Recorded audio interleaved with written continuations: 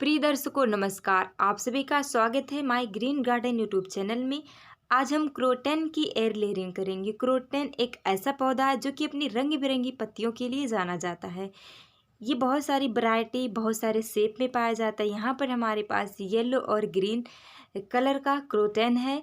ये चौड़ी पत्तियों वाला है। इसकी हम एयर लेयरिंग करेंगे। आप चाहें तो इसको कटिंग से लगा सकते हैं। अगर आपको कटिंग से लगाने में परेशानी होती है तो आप एयर लेयरिंग करके बहुत सारे पौधे पौधे से बना सकते हैं। तो चलिए क्रोटन की एयर लेयरिंग करते हैं। तो सबसे पहले हमें इसकी सॉइल को तैयार कर लेना है।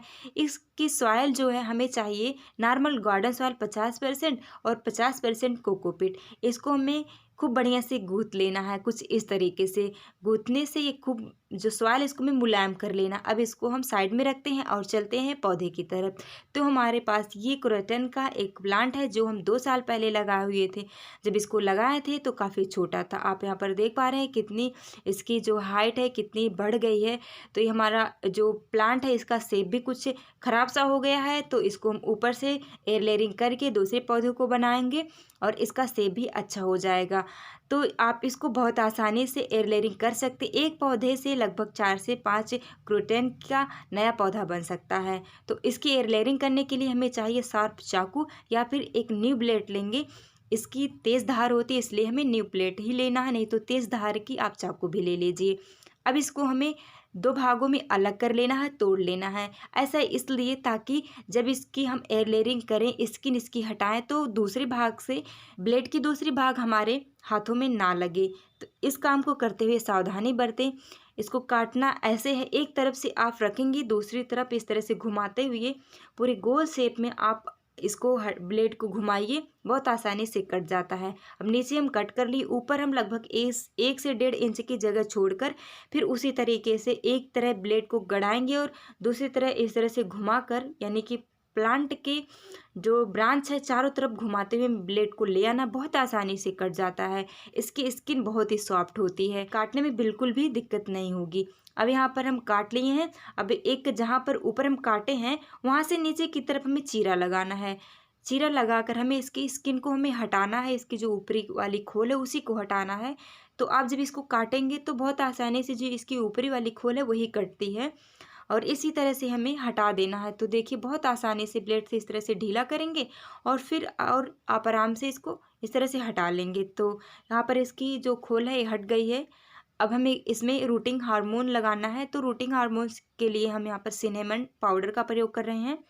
सिनेमन पाउडर की जो स्टिक आती है आप इसको पीस कर पाउडर बना लीजिए और उसका प्रयोग रूटिंग हार्मोन के लिए करिए। ये नेचुरल रूटिंग हार्मोन है, इससे रूटिंग बहुत जल्दी होती है। अब जो हम मिट्टी को गीले किए थे उसको इस तरह से हम लगा देंगे, पूरा खूब बढ़िया से हमें लगाकर कवर कर देना है। जो एयर लेयरिंग करने के लिए मॉस ग्रास भी आती है, उसमें पानी की जो है ज़्यादा नमी है। अगर आपके पास नहीं है तो आप कोकोपीट और नॉर्मल गार्डन सॉइल से इस तरह से एयर लेयरिंग कर सकते हैं।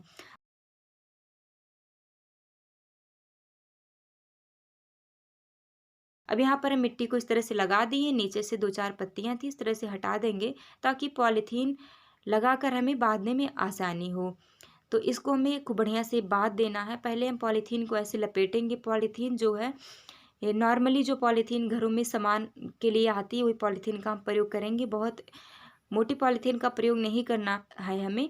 एयर लेयरिंग करने के लिए जो है इसका टेप भी आता है। अगर आपके पास टेप नहीं है तो आप बहुत आसानी से इस पॉलीथीन का प्रयोग करके एयर लेयरिंग घर पे आसानी से कर सकते हैं। अब ऊपर नीचे हम पॉलीथीन को बांध दिए हैं। अब थोड़ा मजबूती देने के लिए हमें इस तरह का कोई भी रस्सी लेनी है या कोई धागा रहे उससे भी हम बांध सकते हैं।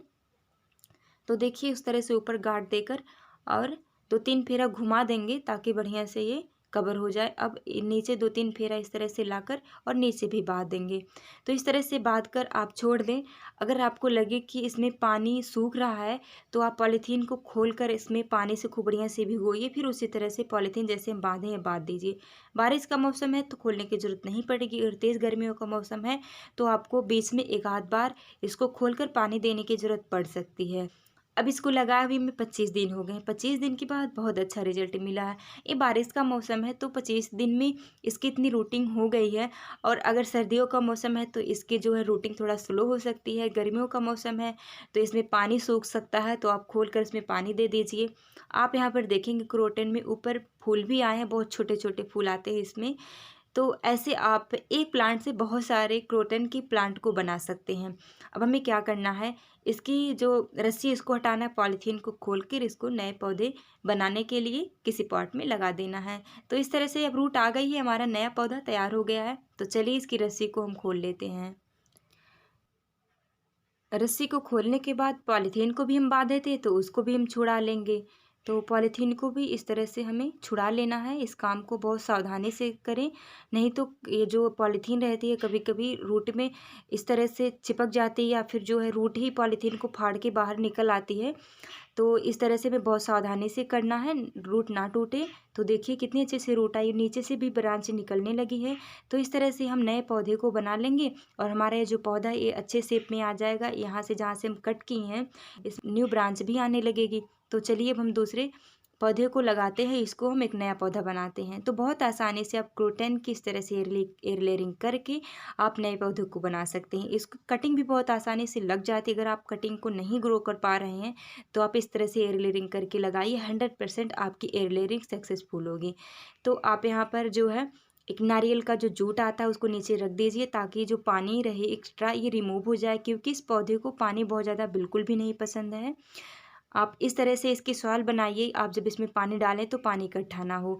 इसकी सॉइल में 50% नॉर्मल गार्डन सॉइल, 25% कोकोपीट, 25% कोई भी ऑर्गेनिक खाद, गोबर की खाद या वर्मी कंपोस्ट ले लीजिए। इसको मिक्स करके आप पॉट में भर दीजिए और इस तरह से प्लांट को लगा दीजिए। तो बहुत आसानी से एयरलिंग करके हम नए पौधे को बना सकते हैं। तो इस तरह की वीडियो अगर आपको अच्छी लगती है तो हमारे चैनल को सब्सक्राइब करिए।